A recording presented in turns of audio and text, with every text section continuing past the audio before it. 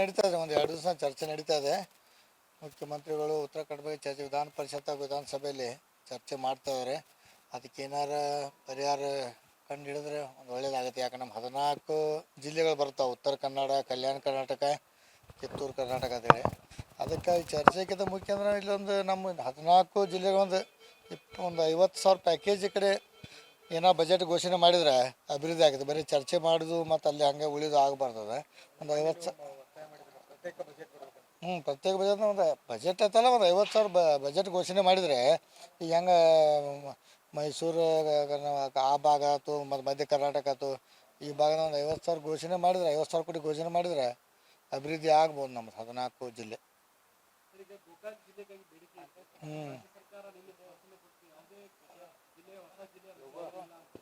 ಹೌದು, ಅದೇನು technical problem ಇರೋದ್ರಿಂದ ಆ ಥರ ಏನು ಹೇಳ್ಬೇಕಾದ್ರು.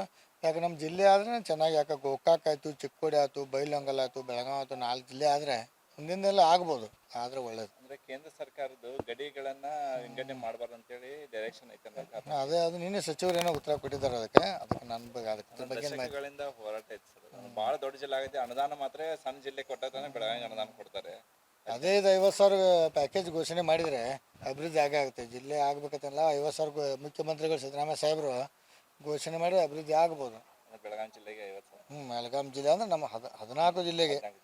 ಸರ್, ಈಗ ಜಾರಕಿಹೊಳಿ ಕುಟುಂಬದಲ್ಲಿ MP ಗಳಿದ್ದಾರೆ, MLP ಗಳಿದ್ದಾರೆ, ಶಾಸಕರಿದ್ದಾರೆ, ಒಂದೇ ಒಂದು CM ಆಗ್ಬೇಕನ್ನೋದು ಆ ಅವಕಾಶ ನೋಡ್ರಿ.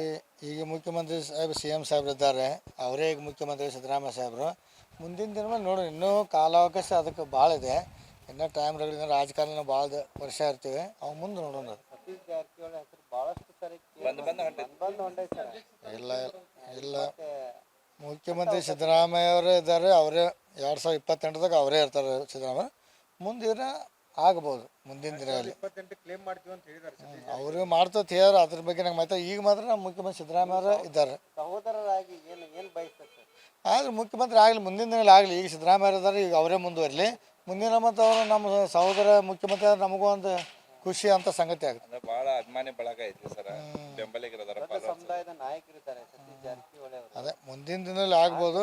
ಬೇಡಿಕೆ ಕೂಡ ಉತ್ತರ ಕರ್ನಾಟಕದ್ದು, ಅವ್ರು ಏನಾದರೂ ಆದರೆ ಉತ್ತರ ಕನ್ನಡ ಡೆವಲಪ್ಮೆಂಟ್ ಆಗತ್ತಾ? ಈಗೇನಾದರೂ ಒಂದು ವೇಳೆ ಬದಲಾವಣೆ ಅಂತ ಸನ್ನಿವೇಶಗಳು ಬಂದರೆ? ಇಲ್ಲ, ಬದಲಾವಣೆ ಐತಿ ಏನೋ ಇಲ್ಲಲ್ಲ. ಮುಖ್ಯಮಂತ್ರಿ ಸಿದ್ದರಾಮಯ್ಯ ಅವರೇ ಇರ್ತಾರೆ, ಬದಲಾವಣೆ ಐತಿ ಇಲ್ಲವೇ ಇಲ್ಲ.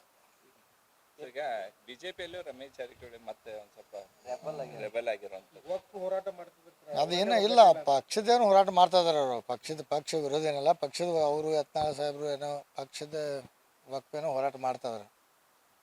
ಅಂದ್ರೆ ಈಗ ಮತ್ತೆ ಇವತ್ತು ಕೂಡ ಸಭೆ ಮಾಡಿ 2ನೇ ಹಂತದ ಹೋರಾಟಕ್ಕೂ ಕೂಡ ಇಲ್ಲ, ಅದಕ್ಕೆ ನನಗೇನು ಮಾಹಿತಿ ಇಲ್ಲ. ನಾನು ಈಗ ಬಂದಿದ್ದೀನಿ, ನನಗೆ ಅದ್ರ ಬಗ್ಗೆ ಏನು ಮಾಹಿತಿ.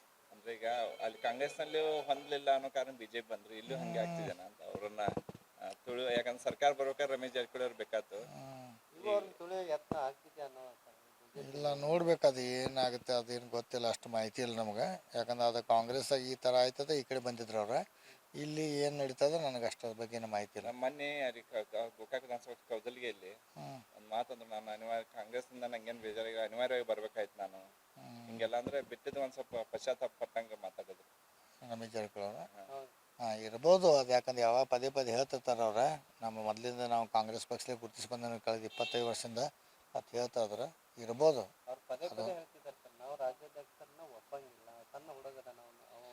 ಅದ್ರ ಬಗ್ಗೆ ನಮ್ಗೆ ಅವ್ರ ಆಂತರಿಕ ವಿಷಯ ನಮಗೇನು ಮಾಹಿತಿ ಇಲ್ಲರದು, ಅವ್ರನ್ನೇ ಕೇಳ್ಬೇಕದು. ಹೆಂಗ್ರಿ, ನಮಸ್ಕಾರ ಎಲ್ಲರಿಗೂ ಧನ್ಯವಾದ. ಏನು ಎಲ್ಲ ಶಾಂತ ಮಾತು ನೋಡ್ರಿ. ವಿಧಾನ ಪರಿಷತ್ನಲ್ಲಿ ಸದಸ್ಯರು ಕೇಳಿದ ಪ್ರಶ್ನೆಗಳಿಗೆ ಸಮರ್ಪಕವಾಗಿ ಉತ್ತರ ಬರ್ತಾ ಇಲ್ಲ ಇಲ್ಲ, ಈ ಇದರಲ್ಲಿ ಬರ್ತಾ ಇಲ್ಲ ತೆಗೆದು ಮಂಡನೆ ಮಾಡಿದ್ರು.